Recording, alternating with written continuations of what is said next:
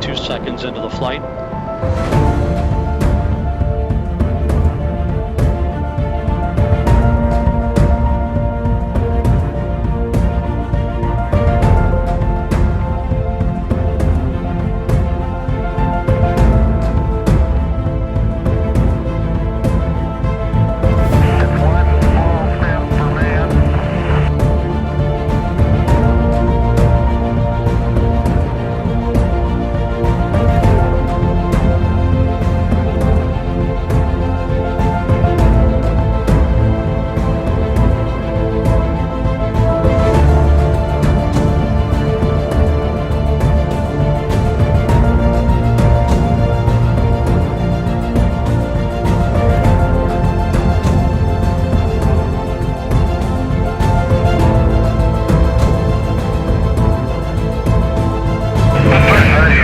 Contact.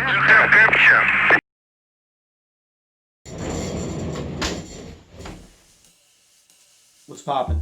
Since the launch of Sputnik in 1957, us big brain monkeys have been throwing tons of shit into space, and of those things, monkeys.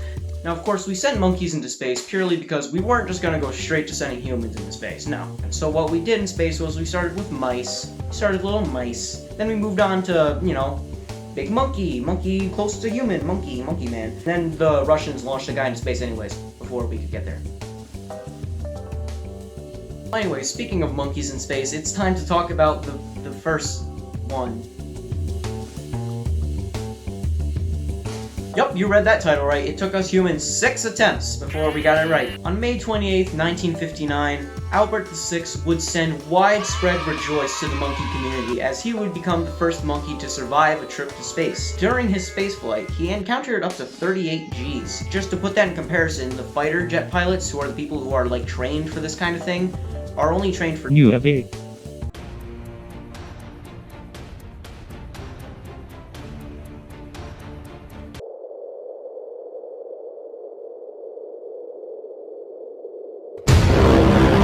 To be honest, I only really just kind of put this on the list because, you know, monkey funny, haha, funny. About an hour or so before Alan Shepard was set to make history and be the first American in space, he needed to use the restroom, you know. He asked ground control, hey, can you guys let me out so I can, you know, go to the bathroom? Instead of letting him out and letting him use the bathroom, getting back in, doing whatever, they just said, do it in your suit. When the first American went to space, he had piss in his pants. Just know he had a pissy diaper on. We've all made mistakes, sure. We've all made little oopsie-poopsie moments, little whoopsie-foxy moments, you know? And, well, in the summer of... in November of 1989, NASA launched a shuttle to orbit. Their toilet broke. Now, space shuttle toilets obviously are not like regular toilets because there is no gravity. There's no gravity to suck the water down. There isn't even water, in fact.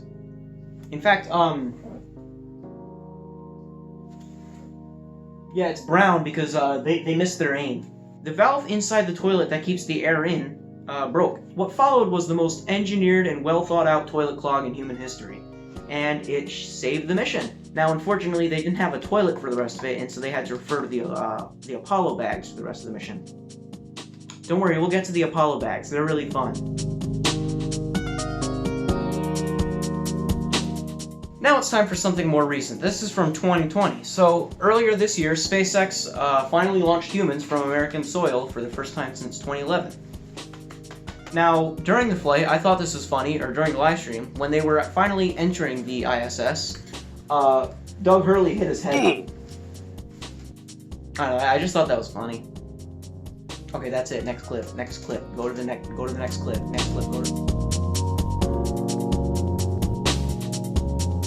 Nowadays, SpaceX pretty much routinely lands their boosters without issue, but that wasn't so much the case back in the day. Hell, 5 years ago, people thought this was literally physically impossible. But before they did it regularly, it made for some pretty interesting failures. Now, in my opinion, my favorite failure was CRS-6, as, you know, when it came down to land, you can just see it's fucking just back and forth, and then eventually, once it finally gets down, you can see that one tiny-ass thruster just really trying its best. A for effort, but F for actual results. So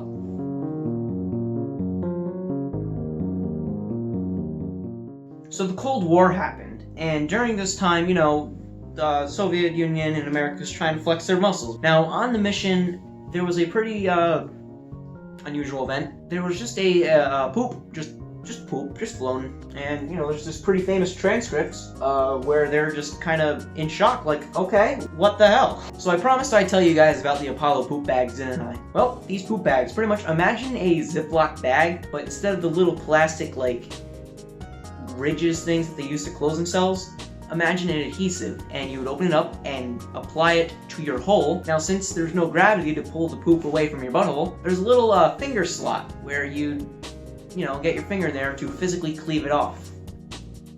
And then, you're not done yet. It gets worse, don't worry. You take some chemicals, you put it in the bag with the poop, and then you mix the chemicals into the poop by hand.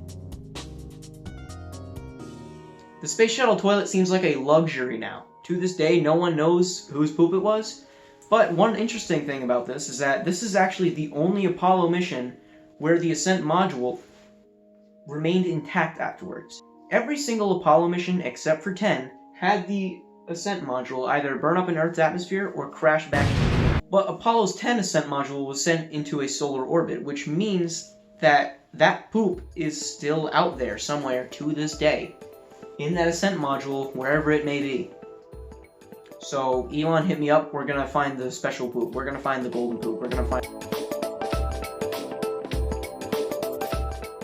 Jumping back to modern day really quick, we come to SpaceX's SN3 failure. Now, this failure is definitely a moment, as, one of the most common things that you learn in life is if you're stacking stuff, usually you put the heavy stuff on the bottom, right? And with the SN3 testing that they did, they filled up the top tank but left the bottom one completely empty. Now, if you've ever stood on a soda can while it's sealed and pressurized, it can support your weight no problem. But if you've ever stood on a soda can when it's, cracked open and empty, you crush it, no problem. That is exactly what happened down in Boca Chica, Texas. They filled up the top tank and it go kaboom.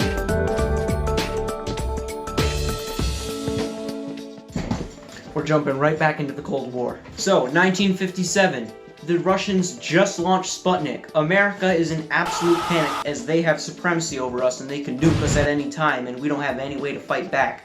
The world is at least America, is in panic. So America decides, okay. We're gonna launch our own thing into orbit and we're gonna televise it nationally so everyone can watch us going into orbit for the first time. How epic would that be? And that explosion pretty much reaffirmed in everyone's mind that the Russians have got us technologically beat. We did go to the moon 12 years later, though. Wernher von Braun is pretty much the man that made America go to the moon. He was born in 1912's Poland, which was back then, at that time, part of the German Empire. Now, if you know anything about, Europe, specifically Germany in the early 20th century, yeah, so he was one of those. Anyways, he was a pretty good engineer. He helped us get to the moon. He designed the V2, the first ICBM in the world, and the first object to go to space. That's right, the Nazis got to space before anyone else. Not with a person, but just with an object at all. Now, Wernher von Braun had the right idea of using rocket reusable... Fuck you! Now, Wernher von Braun had the right idea of making rockets reusable. Now, with this in mind, Wernher von Braun decided to design a reusable rocket and call it the Fairy Rocket.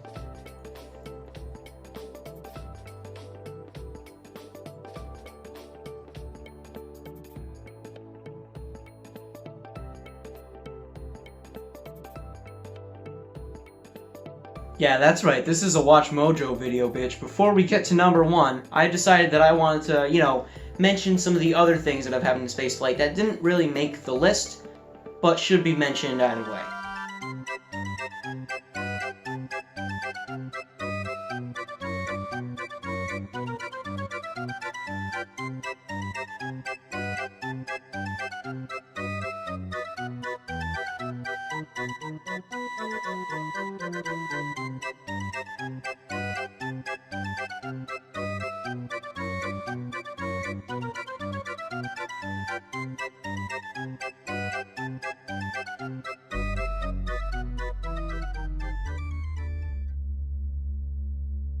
Now I'd like to end this video by going over what I think is NASA's biggest fuck up.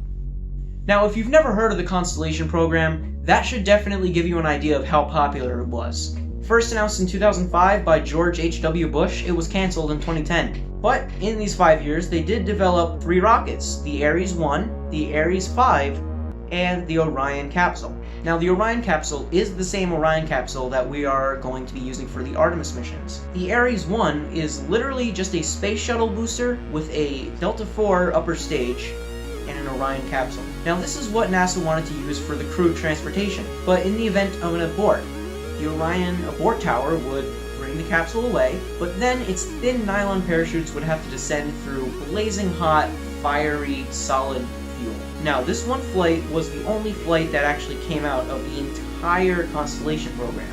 That was it, and it was a suborbital hop to demonstrate the 5-segment space shuttle booster. So once that was done, the Constellation program finished, and so technically just that one launch cost the United States of America and its taxpayers $290 billion. Which is why I think that this is probably the biggest bruh moment in space history.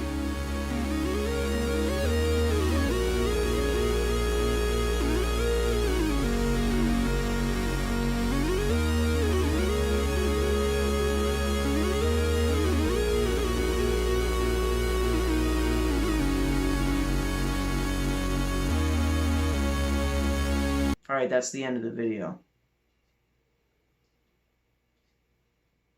I don't really know how to do this.